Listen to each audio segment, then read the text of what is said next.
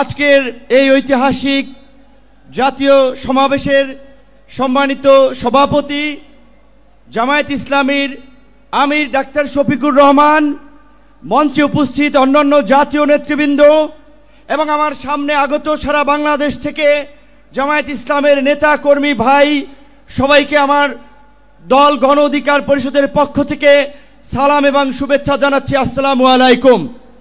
প্রিয় বন্ধুগণ, আপনাদেরকে একটি কথা স্মরণ করিয়ে দিতে চাই। আপনারা যদি ইসলামী রাজনীতি করেন, ইসলামী মূল্যবোধকে সামনে রেখে কথা বলেন, নিশ্চয়ই আপনারা জানেন আল্লাহ তাআলা মানুষকে ধন সম্পদ এবং ক্ষমতা দিয়ে এবং নিয়ে পরীক্ষা করে। গত 16 বছরে আমাদের কাছ থেকে আল্লাহ তাআলা নিয়েছেন, আমাদের ধৈর্যের পরীক্ষা নিয়েছেন। আমরা সেই পরীক্ষায় উত্তীর্ণ হয়েছি বলেই আমাদেরকে এই রহমতের জুলাই উপহার দিয়েছিলেন। যেই জুলাইয়ে আমরা বাংলাদেশের মানুষের উপরে চেপে থাকা দৈত্য দানবের মতো 16 বছরের ফাঁসিবাদকে পরাজিত করেছি। কিন্তু আমরা ওই যে আপনার হাদিসে আছে, বিপদ কেটে গেলে মানুষ উৎফুল্ল হয়, অহংকারী হয়।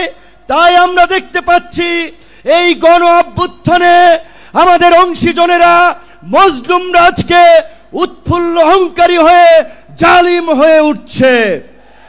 তাই আপনাদেরকে মনে করিয়ে দিতে চাই, আমরা যদি সীমা লঙ্ঘন করি, শেখ হাসিনার মতো আল্লাহ পাকও কিন্তু আমাদেরকে ছাড় দিবেন না।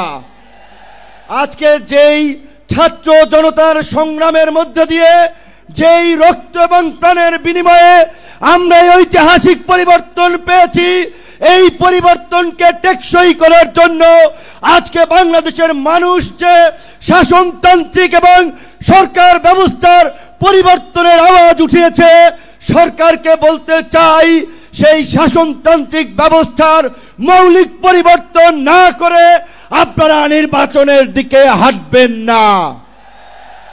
নির্বাচনের আগে সমস্ত রাজনৈতিক দল যেন নির্বিঘ্নে প্রচারণা করতে পারে, নিরপেক্ষ একটি প্রশাসনিক এবং রাষ্ট্র ব্যবস্থা থাকে, সেই লেভেল প্লেইং ফিল্ড নিশ্চিত করতে হবে, যেটা আজকের এই সমাবেশের একটি দাবি। একই সাথে আমরা বলতে চাই, গত এই 11 মাস ধরে স্থানীয় সরকারের কোনো জনপ্রতিনিধি নাই, মানুষের একটা চরম ভোগান্তি। তাই অনতিবিলম্বে স্থানীয় সরকার নির্বাচনের মধ্য দিয়ে জনগণের এই দুর্ভোগ লাঘব করেন। আমার ভাই, আমার সহকর্মী, সহযোদ্ধা বন্ধু জাহিদুল ইসলাম বলেছে, আমিও তার সাথে একাত্মতা পোষণ করে বলতে চাই।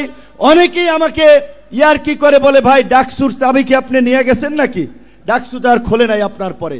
তো আমি বলতে চাই, ডাকসু সহ সকল ছাত্র সংসদ নির্বাচনের মধ্য দিয়ে ছাত্র রাজনীতিতে একটি গুণগত পরিবর্তনের ধারা এই সরকারকে শুরু করতে হবে। একই সাথে আমাদের এই অঙ্গীকারের বিনিময়ে এই পরিবর্তনকে দীর্ঘস্থায়ী করার জন্য, এই জুলাইয়ের সুফল মানুষের কাছে পৌঁছে দেওয়ার জন্য ঐতিহাসিক যে জুলাই ঘোষণাপত্র এবং যে জুলাই সনদ, আমরা আশা করি সরকার সেটি এই জুলাই মাসে বাস্তবায়ন করবে। অন্যথায় জুলাইয়ের অংশীদাররা এই সোহরাওয়ার্দী উদ্যানে যেমনি কিছুদিন আগে ইসলামী আন্দোলন সমাবেশ করছে, জামায়াত করছে, অন্যান্য দল করছে, সরকার যদি জুলাইয়ের ঘোষণা এবং জুলাই সনদ দিতে ব্যর্থ হয়, আমরা জুলাইয়ের অংশীদাররাই ঐক্যমতের ভিত্তিতে এই সোহরাওয়ার্দী উদ্যানে আমরা ঘোষণা করব। ধন্যবাদ।